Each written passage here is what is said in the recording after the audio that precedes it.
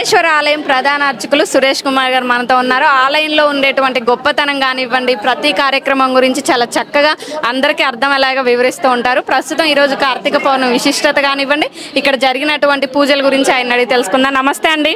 నమస్తే అమ్మా. ఓం నమ శివాయ. ముందుగా కార్తీక పౌర్ణమి శుభాకాంక్షలు. థ్యాంక్ యూ అమ్మా. Same to you. అందరికీ వరంగల్లో శివుడు గుడి అంటే 1000 స్తంభాల కంటే కూడా ముందుగా సిద్ధేశ్వర ఆలయం గుర్తొస్తుంది.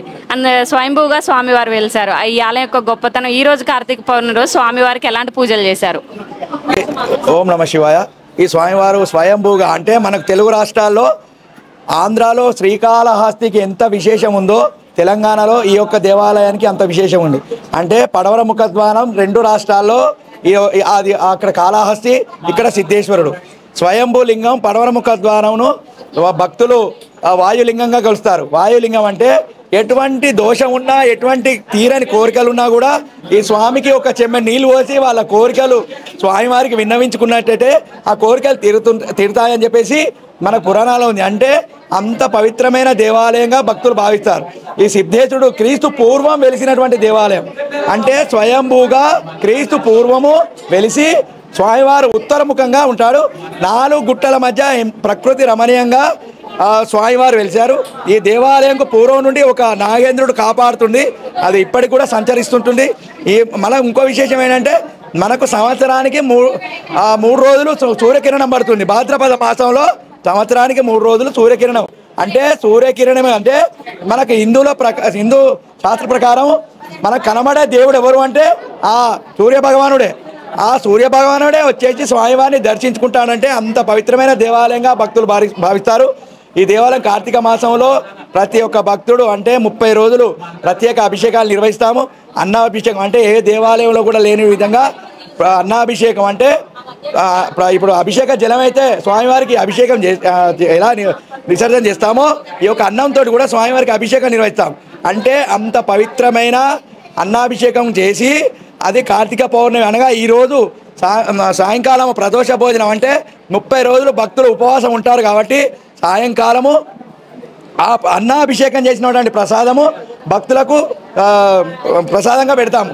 అంటే అంత విశేషంగా ఈ స్వామివారికి అన్నాభిషేకము నిర్వహించిన ప్రసాదం కోసం సాయంకాలం కూడా భక్తులు విచ్చేసి స్వామివారి అలంకరణ అంటే ఏ దేవాలయం కూడా శంకరునికి అలంకరణ ప్రత్యేకంగా ఉండదు.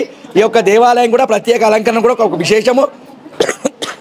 అంత పవిత్రమైన దేవాలయం కాబట్టి వరంగల్ ప్రజలే కాకుండా చుట్టుపక్కల ఉండేటువంటి అంటే కరీంనగర్ కానివ్వండి, హైదరాబాద్ కానివ్వండి, ఇలా పలు జిల్లాల నుంచి కూడా స్వామివారికి వచ్చేసి ఎంతసేపు అయినా కూడా అంటే ఓపికగా వాళ్ళు నిలబడి స్వామివారికి ఎంతమంది భక్తులు వచ్చినా కూడా స్వామివారికి వాళ్ళు తెచ్చుకున్నటువంటి పంచామృతం కానివ్వండి, ఒక చెంబడి నీళ్లు స్వామివారికి ఓం నమ శివాయ అని పంచాక్షరి చదువుకుంటూ అభిషేకం చేసుకుంటారు. కాబట్టి ఇంత దూరం భక్తులు వచ్చి స్వామివారిని దర్శించుకుంటారు.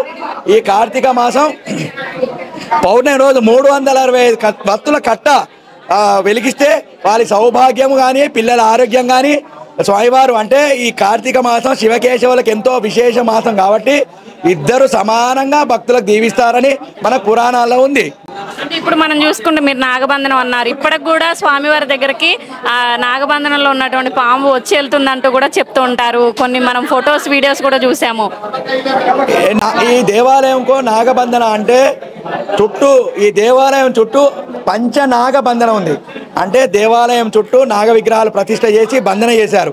అంటే ఈ దేవాలయంను చుట్టూ ఉన్న కాలభైరవులు అంటే 8 భైరవులు, అష్టభైరవులు దేవాలయం చుట్టూ ఉంటుంది. 9వది దేవాలయం లోపల ఉంటుంది. అంటే ఈ దేవాలయం పరిసరాల్లో నవభైరవులను ప్రతిష్ఠించి దేవాలయ గర్భగుడి చుట్టూ పంచనాగలింగ ప్రతిష్ఠ చేశారు. అంటే ఇప్పటికి కూడా పురాణం నుంచి ఉన్నటువంటి నాగంబాము అంటే నాగదేవత ఏదైనా కానివ్వండి ఈ దేవాలయంకు కాపాడుతుందని మనకు పురాణాలు ఉంది. ఇప్పటికి కూడా మొన్న 3 రోజుల కింద కూడా నాగంబామ వచ్చేసి అంటే మనకు గర్భగుడిలోకి రాలేదు, దేవాలయ పరిసరాలు తిరిగేసి దర్శించుకొని వెళ్ళింది. అంటే మనకు విశేషం ఏంటంటే సాయంకాలం 6 గంటలకు దేవాలయం బంద్ చేస్తాము. ఎందుకంటే 6 తర్వాత నాగరాజు దేవాలయ పరిసరాలు తిరుగుతారు కాబట్టి సాయంకాలం 6 గంటలకు ఎంత మంది భక్తులు ఉన్నా కూడా పంపించేసి క్లోజ్ చేస్తాము. అంటే చాలా మంది పిల్లలు లేని వారు కానివ్వండి, అమెరికా వెళ్ళాలనుకున్న వాళ్ళు ఇక్కడ వచ్చి స్వామివారిని దర్శించుకుంటే ఖచ్చితంగా అవుతుంది అంటారు. అందుకే ఇది వాయులింగం.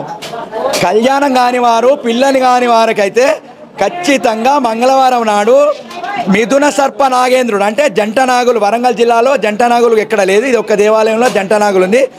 అంటే దేవాలయ పరిసరాల్లో నాగేంద్రుడు సంచరించే అంత పవిత్రమైన దేవాలయం కాబట్టి పిల్లలు కాని వాళ్ళు కానివ్వండి, ఆ పెళ్లి కాని వారి కానివ్వండి, విదేశీ పర్యటన ఎంత ఎన్ని రోజులైనా వాళ్ళ ప్రయత్నం చేసినా కూడా ఫలితం లేకపోతే ఇక్కడ అభిషేకం చేసుకొని స్వామివారికి వారి కోరిక విన్నవించుకున్నటువంటి విదేశీ పర్యటన కూడా స్వామివారు ఆ కోరిక కూడా తీర్స్తారని మన పురాణాల్లో ఉంది, ఇప్పటికి కూడా ఆచరణలో ఉంది. రావాలనుకునే భక్తులకి ఏం చెప్తారు ఆలయం గురించి చివరిగా? దేవాలయంకి వచ్చే భక్తులు ఏంటంటే ధోతి కండువ కట్టుకొని రండి. దయచేసి మన హిందూ సాంప్రదాయ ప్రకారము ఇవి పవిత్రంగా సాంప్రదాయ దుస్తుల్లో రండి. ఎందుకంటే మేము ఇంత దూరం వస్తున్నారు కాబట్టి పాయింట్ వేసుకొని వచ్చినా కూడా అలౌ చేస్తున్నాము. ఎందుకంటే మళ్ళీ రిటర్న్ పంపితే బాధపడతారన్న ఉద్దేశం, కేవలం ఆ ఉద్దేశంతో అలౌ చేస్తున్నాము.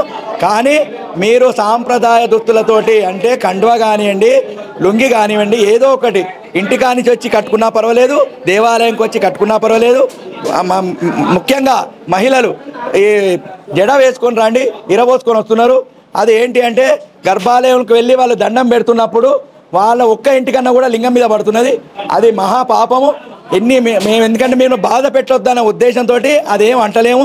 మీరు కూడా జడ వేసుకొని రండి. ఎందుకంటే ఈ దేవాలయం ప్రత్యేకత ఏంటి అంటే స్వయంభూ లింగం కాబట్టి ప్రతి ఒక్కరు అంటే మనకు శ్రీశైలం చోటి మల్లన్న ఎట్లా అంటారో ఈ దేవాలయం కూడా తల దాకిచ్చి వాళ్ళ కోరిక స్వామివారికి విన్నవిస్తే కోరిక తీరుతుందని పురాణాల్లోనే ఉంది, ఇప్పుడు ఆచరణ కూడా ఉంది.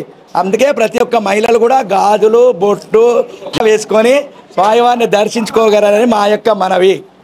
విన్నారు కదా, సాంప్రదాయ దుస్తులతో రావాలి. మగవారు అయితే మనకి పంచవును ఏదైతే టవల్ వేసుకొని వస్తారో, మా స్త్రీలు కూడా లంగావనీలు కానివ్వండి, లేకపోతే మనకి చుడీదార్ కానివ్వండి, చీరలు కానివ్వండి, ఇలా రావాలని చెప్తున్నారు.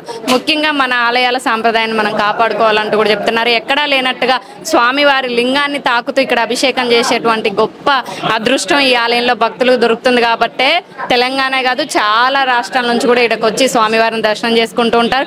ఇలాంటి ఆలయం ఎక్కడా లేదని కూడా చెప్పుకోవాలి. ఎందుకంటే ఇక్కడ నాగబంధనం కానివ్వండి, ఆలయ పరిసరాలు కానివ్వండి, ఎవరైనా కోరిన కోరికలు తీరుతుంది, కొంగు బంగారం అవుతుంది, శివుడి ఆజ్ఞ లేదే చీమైనా కుట్టదు అంటారు కదా, అలా ప్రతి ఒక్కళ్ళు కూడా స్వామివారి దర్శనం చేసుకొని తమ కోరికలు తీర్చుకోవడానికి అయితే ఇక్కడికి రావడం జరుగుతుంది. అలానే ఈ రోజు కార్తీక పౌర్ణమి సందర్భంగా పెద్ద ఎత్తున తెల్లవారుజాము నుంచి ఇక్కడ భక్తులు రావడం జరుగుతుంది. ఇలాంటి మరిన్ని వార్తలు మీ ముందు తీసుకొస్తున్నాం. RN TV, keep watching.